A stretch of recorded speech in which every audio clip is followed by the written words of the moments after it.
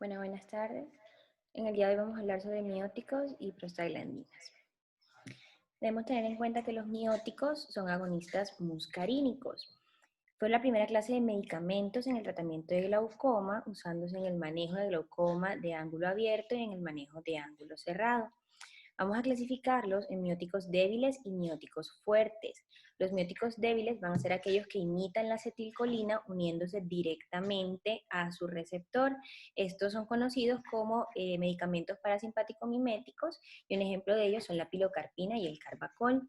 Los mióticos fuertes son medicamentos que van a generar una acumulación de acetilcolina en su receptor y estos son los inhibidores de la colinesterasa. En el glaucoma de ángulo cerrado, el efecto miótico de la pilocarpina puede disminuir un bloqueo pupilar por la acción miótica en la pupila parcialmente dilatada. Y también el medicamento va a actuar contrayendo el iris fuera del ángulo para aumentar la tensión del iris, que a su vez va a ayudar a resistir el aumento de la presión en la cámara posterior que se encontraba por el bloqueo pupilar. Entonces, a nivel de la pupila, estos fármacos colinérgicos en glaucoma de ángulo cerrado nos van a ayudar a disminuir el bloqueo pupilar por la acción miótica, mientras que pueden aumentar el bloqueo pupilar también por la misma miosis que genera, pero de manera excesiva. A nivel del músculo ciliar, en pacientes con glaucoma primario de ángulo abierto o con formas crónicas de glaucoma secundario de ángulo abierto, eh, lo que hace sobre el efecto ciliar va a dar como resultado la contracción muscular y la liberación de la tensión sonular, que va a permitir que el cristalino se mueva hacia la pupila y por lo tanto va a aumentar también el bloqueo de la pupila. A nivel de la malla trabecular, los mióticos lo que van a hacer es que generen que los espacios trabeculares sean más amplios, aumentando el número de poros en la pared interna del canal de Schlemm y también por esta misma acción podrían generar efectos a nivel de la retina, a nivel de la hora serrata, generando una tracción mecánica que puede generar un desprendimiento de retina. También se han asociado con agujeros maculares a la terapia con estos colinérgicos, por lo que se debe siempre valorar la retina antes y después del uso de estos medicamentos en el departamento de glaucoma. Aún no se han dispuesto de medicamentos colinérgicos que solo ejerzan acción a nivel del músculo ciliar en su porción longitudinal, ya que ellos también van a generar relajación de la tensión sonular, un incremento del diámetro axial del cristalino, movimiento hacia adelante del cristalino por el diafragma del iris, generando visión borrosa y generando también miopía. Bueno, esto es lo que les comentaba que hacían a nivel de la retina y a nivel del cristalino. Hay algunos tipos de glaucoma que no van a ser susceptibles al tratamiento con mióticos por su efecto en la profundidad de la cámara anterior. Estos van a ser el glaucoma de ángulo cerrado, el glaucoma maligno y el glaucoma secundario en obstrucción de vena central de la retina. Y hay unos que no son tratables con mióticos, que van a ser el glaucoma neovascular, el glaucoma inflamatorio y los secundarios al glaucoma de ángulo cerrado. Van a haber contraindicaciones también para el manejo de pacientes con mióticos. Estas son las contraindicaciones, por ejemplo, un glaucoma secundario a sierra angular y no se va a poder tratar por la estrechez que hay en la cámara anterior, ya que el miótico va a producir un movimiento hacia adelante del cristalino, como lo habíamos explicado, y también del diafragma del iris. Tampoco se pueden usar en glaucoma maligno, en pacientes de cirugía posvitreoretinal, en pacientes post-fotocoagulación panretinal o criopexia de retina, en pacientes que hayan padecido una OVCR, secundario a sulfas, en pacientes a los cuales haya asociado una inflamación del cuerpo ciliar, en pacientes que tengan glaucoma uveítico, ya que va a incrementar la inflamación por un incremento paradójico de la presión intraocular, en pacientes con glaucoma neovascular, ya que también incrementa la inflamación y puede inducir un ifema, y en pacientes que tengan un trauma reciente, el cual todavía se encuentra inflamado, ya que también aumenta la inflamación e incrementa el espasmo del músculo ciliar y el dolor. Ahora vamos a hablar sobre los efectos adversos de los mióticos. Entonces los podemos clasificar en eventos adversos visuales, como la producción de cataratas de aparición temprana, las cuales van a ser visualmente discapacitantes. Estas cataratas generalmente son cercanas al eje visual y pueden ser incapacitantes, como lo habíamos dicho. Entonces lo que podemos realizar ahí es considerar terapia con trabeculoplastía láser y ya no usar los mióticos. O también podemos encontrar efectos oculares, como el bloqueo pupilar o que aumenten la permeabilidad vascular e induzcan una predisposición inflamatoria en ciertos pacientes. También tenemos efectos adversos de los mióticos.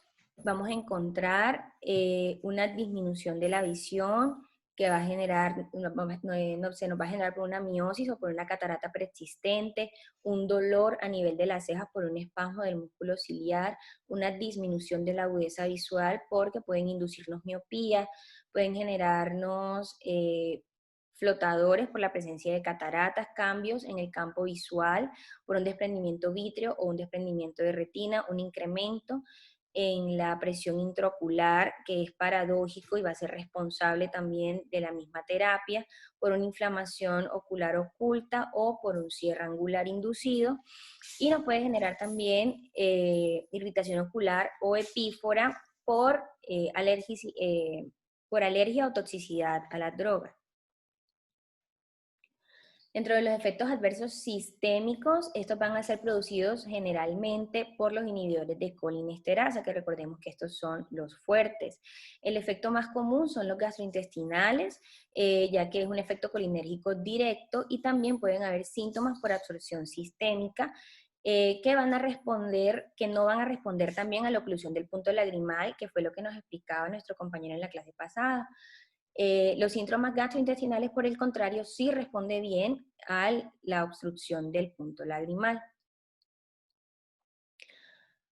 Los inhibidores de colinesterasa son drogas colinérgicas que no van a interactuar de manera negativa con la presión intraocular.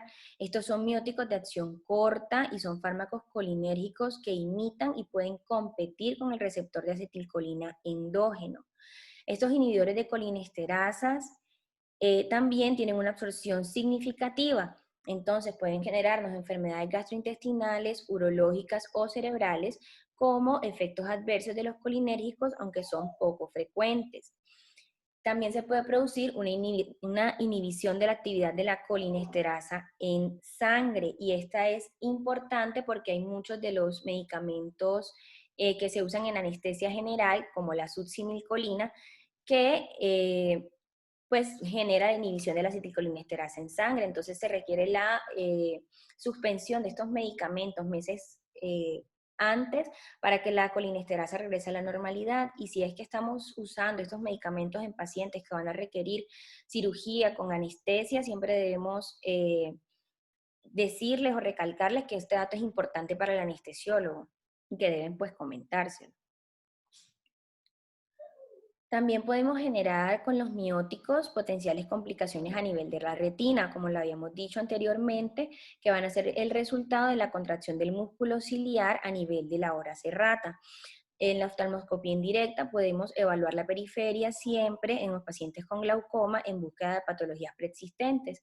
No solamente es importante en los pacientes con glaucoma evaluar el nervio óptico, sino también la periferia. Para esto, pues, evaluar si hay patologías preexistentes o si son complicaciones secundarias al uso de los mióticos. Se deben informar siempre los signos de alarma a los pacientes, como flashes, flotadores o efectos de cortina. Y también los más importantes de las complicaciones retinianas aquí van a ser el desprendimiento vitreoposterior, que hayan desgarros retinianos, y estos van a estar asociados al uso de mióticos fuertes, que son los inhibidores de colinesterasa. Entonces, ¿cómo sabemos qué miótico utilizar? Entonces, los mióticos débiles se usan generalmente como aditivos a la mayoría de medicamentos para las diferentes clases de glaucoma. La pilocarpina del 4% va a ser el colinérgico de primera elección y ella tiene mayor penetrancia en iris claros. Se deben iniciar siempre con concentraciones más bajas y evaluar la adaptación al espasmo ciliar, y También hay que avisarle al paciente que puede producir cefalea y puede producir el dolor en las cejas, que son los efectos adversos más comunes, y siempre vigilar pues, los síntomas retinianos que habíamos comentado.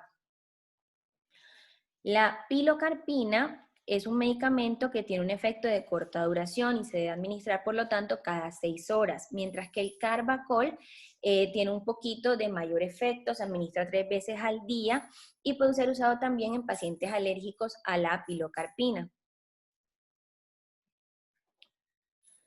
También tenemos terapias con Ocuser de pilocarpina que decían que ya no estaba disponible, pero es un sistema de liberación continua de bajos niveles de pilocarpina que se le libran constantemente a nivel de la película lagrimal en un periodo de una semana. Entonces, por la baja concentración que tienen en el ojo todo el tiempo, los efectos de miosis y acomodación van a ser minimizados, pero los efectos en la pío se van a mantener. También podemos usar pilocarpina en gel que se va a aplicar una vez al día y se aplica a la hora de dormir y va a proveer 24 horas de disminución de la presión intraocular. Sin embargo, los pacientes generalmente se van a quejar de molestias, de visión borrosa, por ser el gel un ungüento y también este podría producirnos un haze corneal. A mí me quedó un poco la duda pues, de cómo funcionaba, a pesar de que decían que ya no estaban disponibles los Ocuser, entonces este es un video que conseguí, pues cómo se implantaba y más o menos qué era lo que tenía. Entonces es como un anillo, como pueden ver, y se implantaba a nivel, pues se ponía como al nivel del fondo del saco.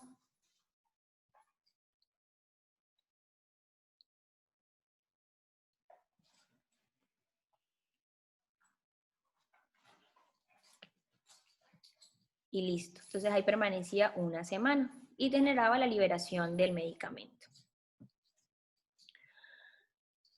Bueno, dentro de los mióticos fuertes, para fines prácticos clínicos van a estar restringidos a todos los medicamentos inhibidores de la colinesterasa. Entonces vamos a tener el yoduro ecotiofato, que es conocido como yoduro de fosfolina, y el bromuro de demacrio, que es el humorsol. Estos medicamentos tienen menos intervalos entre las aplicaciones, tienen mayor efecto en la disminución de la presión intraocular, sin embargo, los efectos adversos son más graves que los mióticos débiles. Son medicamentos que son queratogénicos. Entonces, en pseudofáquicos o en áfacos pueden ser muy efectivos. En estos pacientes pueden ser usados después de haber intentado otros tratamientos tópicos y antes de considerar la cirugía filtrante. Ellos también van a generar mayor riesgo de desprendimiento de retina que los mióticos débiles, porque van a producir una contracción mayor al músculo ciliar y también de manera más sostenida. Entonces van a generar una mayor tracción mecánica a la retina. Siempre recordar que se deben especificar los signos de alarma al paciente. Y se debe evaluar la terapia riesgo-beneficio e intentar una terapia previa con estos medicamentos antes de realizar la cirugía filtrante, siempre informando al paciente sobre los riesgos que hay y si deciden aceptarlos, recomendaban siempre hacer un consentimiento informado. Estos mióticos también pueden producir quistes a nivel del margen pupilar que pueden generar síntomas visuales y se pueden manejar con soluciones de fenilefrina si el paciente necesitara mantener esta terapia con los mióticos. Siempre también debemos recordar que debemos empezar con los mióticos débiles y debemos empezar con mayores espaciamientos de horas para adaptar al espasmo del músculo ciliar. Entonces, dentro de los mióticos fuertes, como habíamos dicho, tenemos estos dos tipos, el humorsol y el yoduro de fosfolina. El humorsol es menos potente, necesita la aplicación de 2 veces al día. Es un medicamento que no necesita ser refrigerado y viene en concentraciones de 0.121 a 0.25%. Por otro lado, el yoduro de fosfolina es un medicamento que la preparación debe ser libre de polvo, la aplicación es solo una vez al día, pero necesita refrigeración, entonces es una molécula un poco más inestable.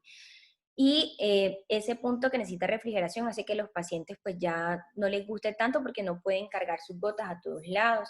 Las concentraciones van desde 0.03 hasta 0.25%. y tiene un gran potencial en generar una sensibilidad corneal y también síndrome de pemfigoide ocular, que es lo que vamos a ver a continuación. Todos los mióticos van a tener capacidad de generar alergia o sensibilidad.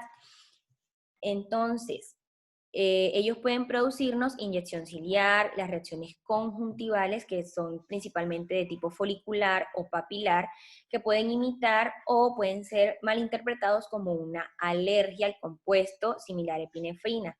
También podemos observar lesiones a nivel de los párpados por dermatitis o por conjuntivitis. Y las reacciones a nivel corneal generalmente son queratinización corneal y también algunos pueden generarnos haze. También pueden generarnos alergias verdaderas a la pilocarpina, y si esto se demuestra y la pio está siendo disminuida con efectividad, podemos cambiar el medicamento de pilocarpina a carbacol, aunque se ha demostrado que sí hay una sensibilidad cruzada. El síndrome similar al pemfigoide lo podemos encontrar en pacientes que usen el yoduro de fenolina o la pilocarpina también. Sin embargo, es más raro que observarlo en pacientes con el uso de pilocarpina. También es raro, bueno, ya lo mencioné, pero también sucede el haze corneal que puede generarnos el uso de estos medicamentos. Los autores habían reportado 2 casos de haze corneal, entonces por eso lo mencionaba. Bueno, otro grupo de medicamentos de los cuales vamos a hablar son de los análogos de prostaglandinas. La unoprostona fue el primer análogo de prostaglandina que estaba disponible comercialmente y fue a mediados de los 90 que empezaron a surgir. Ellos van a pertenecer a la familia de prostanoides que se van a definir como unas ciclooxigenasas provenientes del ácido araquidónico. Las prostaglandinas oculares inicialmente fueron llamadas iridinas y se extrajeron por primera vez en un homogenizado del iris en el año 1955.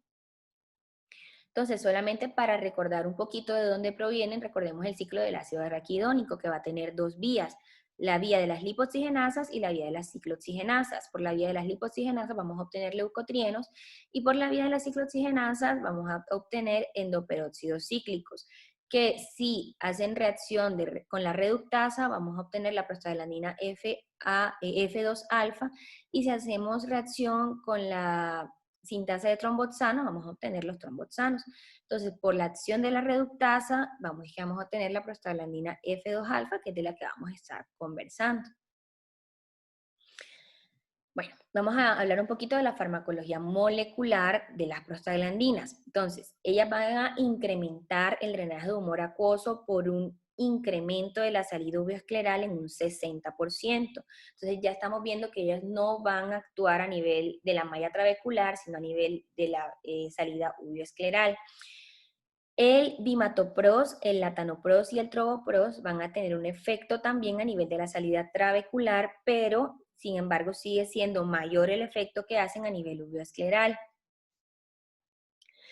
Estas drogas van a ser hidrolizadas por esterasas en la córnea a ácidos libres, que son compuestos activos que se enlazan con unos receptores conocidos como los receptores FP. A nivel celular va a haber un cambio inducido por las prostaglandinas, por las metaloproteinasas, y lo que van a hacer es que van a provocar una disminución a nivel de la membrana extracelular alrededor de las células del músculo liso del cuerpo ciliar. Más o menos esto se va a producir en un tiempo después de 4 a 8 días de tratamiento. Entonces, las prostaglandinas con químicos derivados de la F2 alfa y receptores de agonistas de prostanoides van a ser estos receptores conocidos como FPA y FPB. Estos receptores se han detectado la presencia de ellos a nivel del iris, de la malla trabecular, a nivel del músculo ciliar y a nivel de la esclera. A nivel molecular, van a generar todos los cambios que les estaba comentando a nivel de las metaloproteinasas y a nivel de los inhibidores tisulares de las metaloproteinasas. Esto lo van a hacer a nivel de la malla trabecular y del cuerpo ciliar, que es donde principalmente se encuentran los receptores. La disminución de la presión intraocular en pacientes con hipertensión ocular y glaucoma de ángulo abierto, aún con monoterapia en varios grupos étnicos, ha sido demostrada con terapias con prostaglandinas. Sin embargo, las prostaglandinas en estudios han demostrado no ser tan efectivas en niños en comparación con los adultos. La dosis recomendada es que se use una vez a nivel de la noche. Y también pueden producir una reducción adicional sustancial de la presión intraocular cuando se agregan varios agentes hipotensores oculares, presumiblemente porque van a actuar a nivel de diferentes vías en comparación con otros medicamentos para el glaucoma, como ya lo habíamos dicho, ¿cierto? Actúan principalmente a nivel de la vía uveoescleral. Hicieron una comparación entre las diferencias de las mediciones de la presión intraocular entre prostaglandinas y el timolol y variaban de un 0.4 a 1.6 milímetros de mercurio durante la curva diaria y de 0.9 a 2.3 milímetros como pico y de 1.3 a 2.4 como base curva. Ahora, también tenemos efectos adversos con las prostaglandinas. Las prostaglandinas, sin embargo, son mejor toleradas, a pesar que también demuestran efectos adversos que otros medicamentos tópicos para el glaucoma, ya que tienen pocos efectos sistémicos. Por ejemplo, el latanoprost es metabolizado primariamente a nivel del hígado y va a tener una vida media de 17 minutos. Y este es medible en plasma dentro de las primeras horas tras la administración. Hay que tener, sin embargo, precauciones en pacientes embarazadas porque genera un efecto oxitotóxico todas las prostaglandinas. Sin embargo, a pesar de que este efecto oxitóxico ha sido demostrado, no hay estudios que digan que realmente lo produce durante el embarazo. Y en general las prostaglandinas son categoría C a nivel de la toxicidad de medicamentos. Entonces, dentro de los efectos adversos que vamos a encontrar va a ser un ojo rojo, va a ser un oscurecimiento del iris que es irreversible y este es más comúnmente reportado con latanoprost y también se asocia a la terapia con travoprost, bimatoprost o unoprostona. También el riesgo de desarrollar los cambios de este color del iris eran más frecuentes en iris que tenían color avellana o que tenían una mezcla de colores. Reportaban que en los japoneses se va a oscurecer el iris en un porcentaje de un 58% en un periodo de 12 meses. Y en general los cambios de la coloración van a ocurrir en los primeros 8 meses.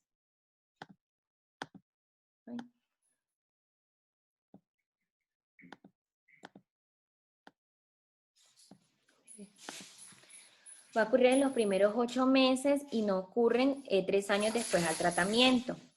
Histológicamente, los cambios de pigmento a nivel del iris van a estar asociados con una mayor producción de melanina, más no por cambios en la proliferación de los melanocitos. Otro de los efectos adversos que nos pueden producir las prostaglandinas es el crecimiento de las pestañas, aumentando el largo, la pigmentación y la coloración de estas. Estos cambios más frecuentemente se observan cuando los pacientes usan bimatoprost y travoprost en comparación con el latanoprost. También se han asociado a cambios de la coloración de la piel periorbitaria con un oscurecimiento de este y con un aumento a nivel del surco periorbital. También han observado casos de edema macular cistoide y reportaban también casos, aunque muy esporádicos, de reactivaciones de queratitis herpéticas asociadas a el uso de prostaglandinas. Entonces, los puntos claves para el uso de prostaglandinas es que estas van a ser efectivas en la reducción de la presión intraocular, por lo que son usadas como primera línea de tratamiento en este tipo de glaucoma, el glaucoma de ángulo abierto. A niveles altos, estas hormonas localmente van a producir inflamación ocular y también pueden producir hipertensión. Sin embargo, en pequeñas cantidades pueden generar la reducción del apío. Las prostaglandinas son bien toleradas y virtualmente no van a producir muchos efectos sistémicos adversos. El mecanismo de acción principal, como lo habíamos comentado, va a ser el drenaje a nivel de la vía uveoescleral con un efecto bioquímico alterando la membrana extracelular. Y hay que tener precauciones en pacientes que generen o hayan tenido antecedentes de uveitis o antecedentes de queratitis herpética porque podría haber reactivación. Muchas gracias. Eso era lo que les quería comentar pues de las diapositivas. Aquí.